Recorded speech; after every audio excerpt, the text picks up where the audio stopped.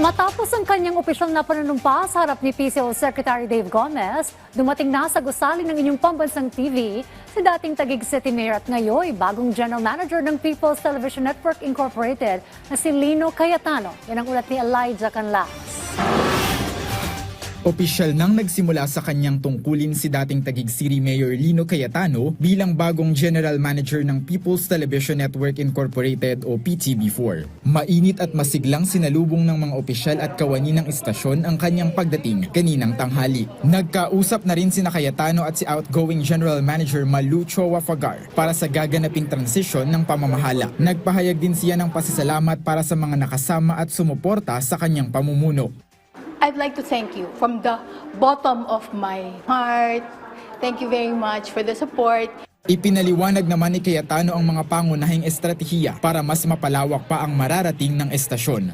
I think napaka-importanting strategiya going into social media, transitioning into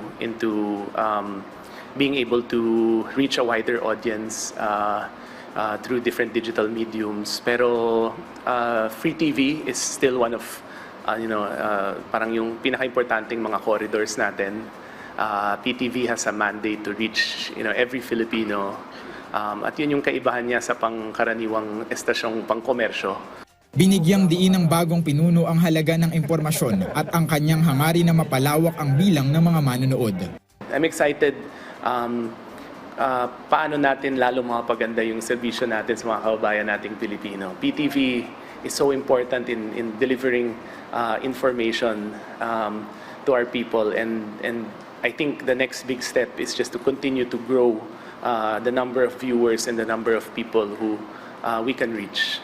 Aniya, maganda ring tignan ng iba't ibang mga mekanismo para makasunod ang estasyon sa mga pagbabago sa media landscape. We'll also look at yung multiple mediums. Minsan nakukulong tayo doon sa linear nating medium sa free TV. Pero ang daming paraan kung saan pwedeng mapaabot natin yung ating mga kwento, ating mga programa, not just the various digital media tools but also through free TV and through digital television. Ayon kay Cayetano, plano niyang isulong ang isang transparent at accountable network. Ayon na rin sa mandato ni Pangulong Ferdinand R. Marcos Jr. sa kanya. Gusto ng Pangulo ang PTV maging isang transparency portal, transparency and accountability portal. We want to be partners with LGUs, we want to be partners with NGOs, we want to be partners with government agencies to be able to, not just deliver good news, but to be a portal for transparency and accountability.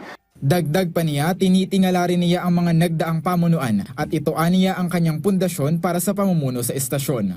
Yeah, I'm excited to be taking over from GM Malu. I had a nice talk with her kanina. Si Malu Fagar is someone that the industry looks up to. So I've known of Ma'am Malu for the last few decades.